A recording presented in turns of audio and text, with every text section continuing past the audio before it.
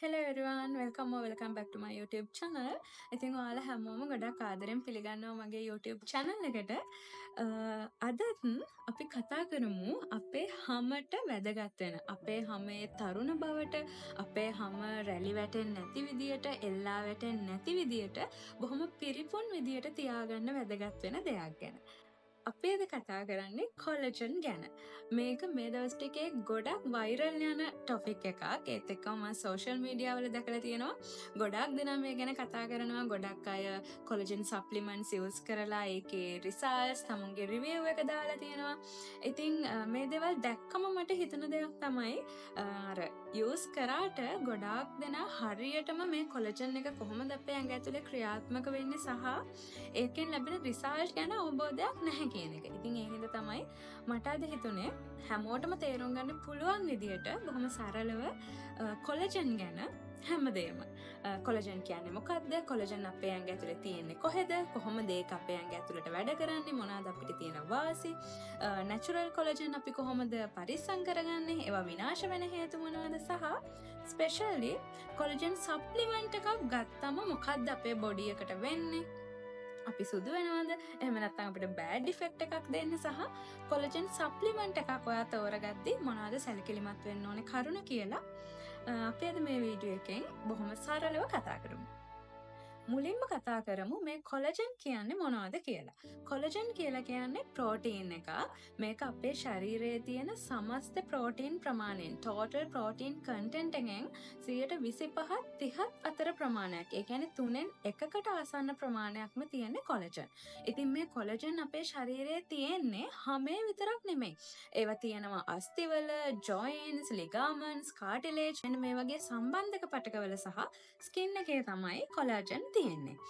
ඒ තියෙන කොලජනොන් ටයිප්ස් 28කින් විතර අපේ ශරීරයේ තියෙනවා. ඉතින් ඒ අතරින් අපි අද කතා කරන්නේ හැමට ගන්න කොලජන් ගැනනේ. ඒ හින්දා type 1 and type 3 තමයි හැමට වැදගත් වෙන කොලජන් කියලා අපි දැනට හොයාගෙන තියෙන්නේ. ඉතින් සාමාන්‍යයෙන් ප්‍රෝටීන් කියන ලොකු අණුව හැදෙන්නේ ඇමයිනෝ අම්ල එහෙම නැත්නම් ඇමයිනෝ ඇසිඩ්ස් ගොඩාක් එකතු වෙලා. ඒ විදිහටම කොලජන් කියන ලොකු ප්‍රෝටීන් එක හැදෙන්නේ ග්ලයිසින්, ප්‍රෝලීන්, හයිඩ්‍රොක්සිප්‍රෝලීන් වගේ ඇමයිනෝ ඇසිඩ්ස් ගොඩක එකතු වෙයි. අපි මේ කතා කරපු ප්‍රෝටීනෙන් එහෙම නැත්නම් මේ කොලජන් වලින් අපේ ශරීරයට ලැබෙන බෙනිෆිට්ස් මොනවාද? අපේ ශරීරයට ලැබෙන වාසි මොනවාද කියලා අපි ඊළඟට කතා කරමු. මුලින්ම මේ කොලජන් අපේ ස්කින් හෙල්ත් එකට කොහොමද වැදගත් වෙන්නේ කියලා මම කියන්නම්. මොකද අපි අද විශේෂයෙන්ම කතා කරන්නේ ඒ ගැන නිසා. මේ කොලජන් වලින් තමයි අපේ හැමේ ඉලාස්ටිසිටි එක පවත්වාගෙන ඉන්නේ. ඒ කියන්නේ අපේ හැම හොඳට ඇදලා තියාගන්නේ මෙන්න මේ කොලජන් තන්තු වලින්. ඉතින් හැමට ඒ විදිහේ හොඳ ඉලාස්ටිසිටි එකක් ලැබෙන්න, හැමට හොඳ හයිඩ්‍රේෂන් එකක් ලැබෙන්න, හැම හොඳ පිරිපුන් විදියට පේන්න වැදගත් වෙන්නේ මෙන්න මේ කොලජන්. එතකොට කොලජන් කාලයත් එක්ක අඩු වීගෙන යන එක තමයි හේතුවක් වෙන්නේ අපේ හැම රැලි වැටෙන්න, හැම එල්ලා වැටෙන්න, ඒ කියන්නේ රින්කල්ස් ඇති වෙන්න හේතුව වෙන්නේ මෙන්න මේ කොලජන් වල අඩුවීම. හැමට විතරක් නෙමෙයි මේ කොලජන් වලින් අපේ හිස කෙස් වල ශක්තිමත් බව ඇති කරනවා, අපේ නේල්ස් වල, ඒත් එක්කම අපේ බෝන්ස්, කාටිලේජ් මෙන්න මේ වගේ දේවල් වලට ස්ට්‍රෙන්ග්ත් එකක් ලබා දෙන්න කොලජන් වැදගත් වෙනවා. දැන් අපි කතා කරමු අපේ ශරීරයේ ස්වභාවිකවම හැදෙන මේ කොලජන් විනාශ වෙලා යන්න බලපාන සාධක. එහෙම නැත්නම් මේ හැදෙන කොලජන් ප්‍රොඩක්ෂන් එක අඩු වෙන්න බලපාන සාධක මොනවද කියලා. පළවෙනිම එක තමයි ඒජින් කියලා කියන්නේ. ඒ කියන්නේ අපේ වයස. සාමාන්‍යයෙන් අවුරුදු 20ක් විතර වෙනකන් අපේ ශරීරයේ කොලජන් ප්‍රොඩක්ෂන් එක වැඩි වීගෙන තමයි යන්නේ.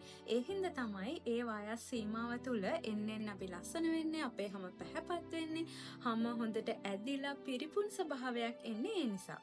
හැබැයි අවුරුදු 20න් පස්සේ විශේෂයෙන්ම mid 20s වගේ වෙද්දි අවුරුදු 24 25 වගේ වෙද්දි අපේ හැමේ කොලජන් ප්‍රොඩක්ෂන් එක එන්න අඩු වීගෙන යනවා. ඉතින් ඒකට හේතුව තමයි අපේ ශරීරයේ කොලජන් හදන සෛල. එහෙම නැත්නම් ෆයිබ්‍රොබ්ලාස්ට් වලින් මේ කොලජන් හදන ශීඝ්‍රතාවය අඩු කිරීම, හැදෙන කොලජන් ප්‍රමාණය අඩු කිරීම සහ හැදෙන කොලජන් වල උනත් තියෙන ක්වොලිටි එක, ගුණාත්මක භාවය අඩු වෙන එක. ඒ කියන්නේ weak structure එකක් තියෙන කොලජන් තමයි අපේ ඒජින් එක අපේ හැමේ හැදෙන්නේ. මෙන්න මේ විදියට අපේ හැමේ කොලජන් අඩු වෙන්න බලපාන ලොකුම සාධකය තමයි මේ ඒජින් කියලා කියන්නේ.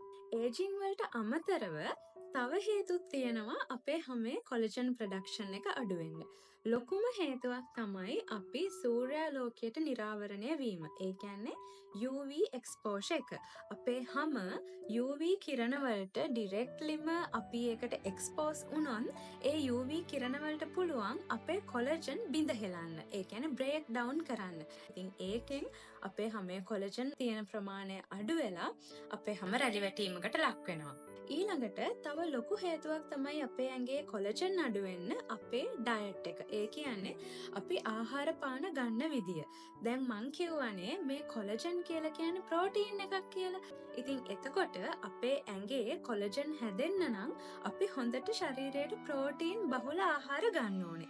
එහෙම නැතුව අපිට ප්‍රෝටීන් මැල්නියුට්‍රිෂන් එකක් තියෙනවා නම් ඒකෙන් අපේ ඇඟේ කොලජන් ප්‍රොඩක්ෂන් එකට ලොකු බලපෑමක් ඇති කරනවා. ඒ වගේම අපේ ඇඟ ඇතුලේ මේ කොලජන් ප්‍රොඩක්ෂන් එක මේ කොලජන් හදන ක්‍රියාවලියට තව වැදගත් වෙන සාධක තියෙනවා විටමින් C, සින්ක්, කොපර් වගේ දේවල්. ඉතින් මේ පෝෂක පදාර්ථ වලින් පිරිපුන් හොඳ සමබල ආහාර වේලක් ගත්තේ නැත්නම් ඒකත් බලපානවා අපේ හැමේ තියෙන කොලජන් ප්‍රමාණය අඩු වෙන්න.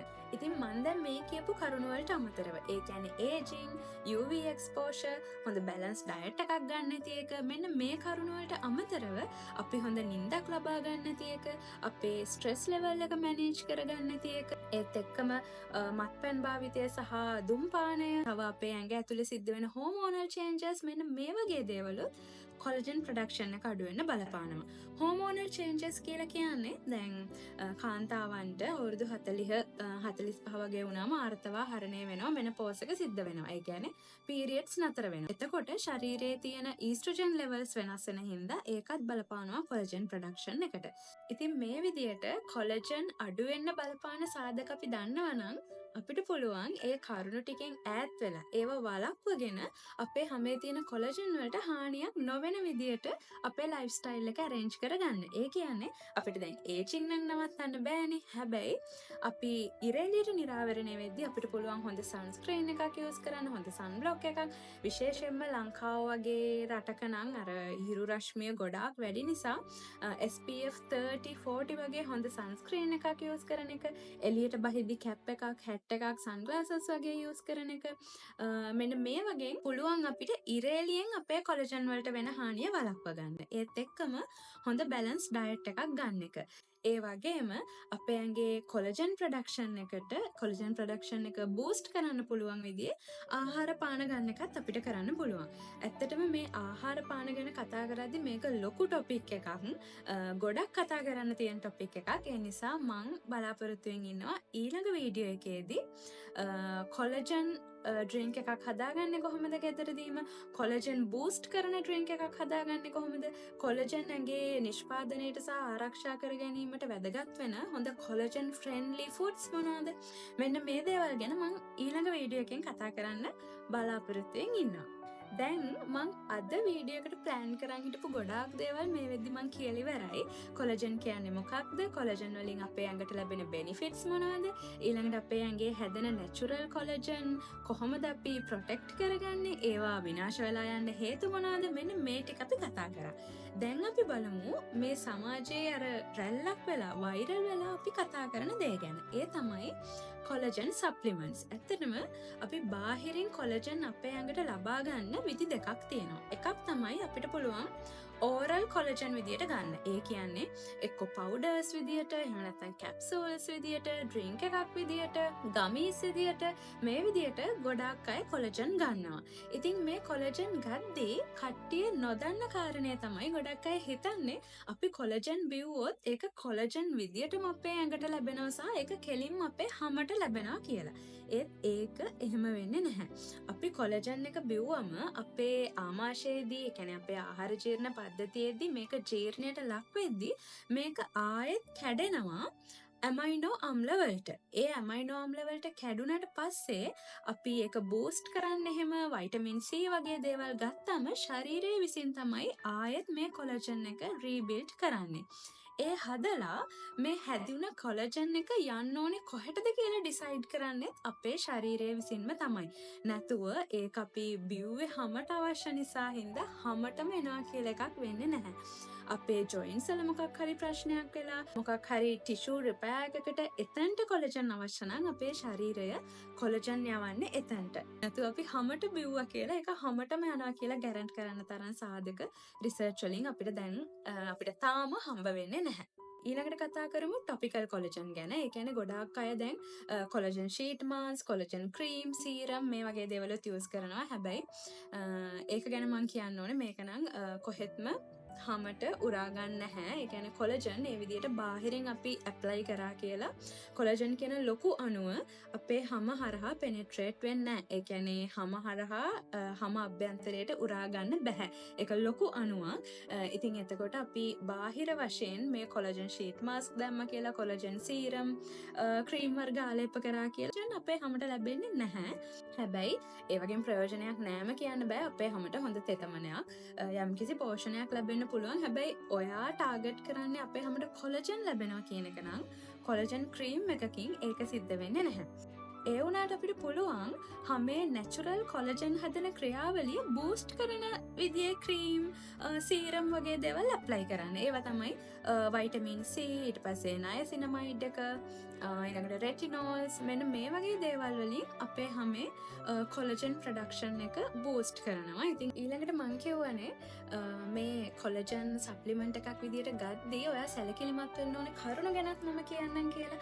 පළවෙනිම දේ තමයි අපි මේ කොලජන් බොන එකෙන් කොයි වෙලාවකවත් අපේ හම සුදු වෙනවා කියලා එකක් බලාපොරොත්තු වෙන්න බෑ. මොකද මේක මෙලනින් වර්ණකයත් එක්ක කිසිම ගනුදෙනුවක් කොලජන් වලට නැහැ. නමුත් අර කොලජන් හොඳට හැදුනාම කොලජන් බිල්ඩ් වුණාම හමේ රැලි වැටෙන ගතිය ගිහිල්ලා හමට හොඳ පිරිපුන් ග්ලෝ ලුක් එකක් ලබා ගන්න පුළුවන්. කෙනෙක් කියනවා නම් කොලජන් ප්‍රොඩක්ට් එකකින් සුදු වෙනවා කියලා අපිට සැක කරන්න වෙනවා ඒ ප්‍රොඩක්ට් එකේ වෙන මොනවා හරි දේවල් බැරලෝහ වගේ දේවල් අන්තර්ගත වෙන්න ඉඩකඩක් තියෙනවා කියලා. ඉතින් ඒත් එක්කම අපි මේක බොද්දී අපි දවසට ගන්න ඕන ඩෝසේජ් එක ගැන හොඳ අවබෝධයක් තියාගෙන ඉන්න ඕනේ. මොකද දවසට ගන්න ඕන ඩෝස් එකට වඩා වැඩියෙන් ගත්තොත් ඒක අපි ලොන්గ్ ටර්ම් කරද්දී සාමාන්‍යයෙන් කොලජන් ගන්න එක අපි දීර්ඝ කාලීනව කරනවනේ.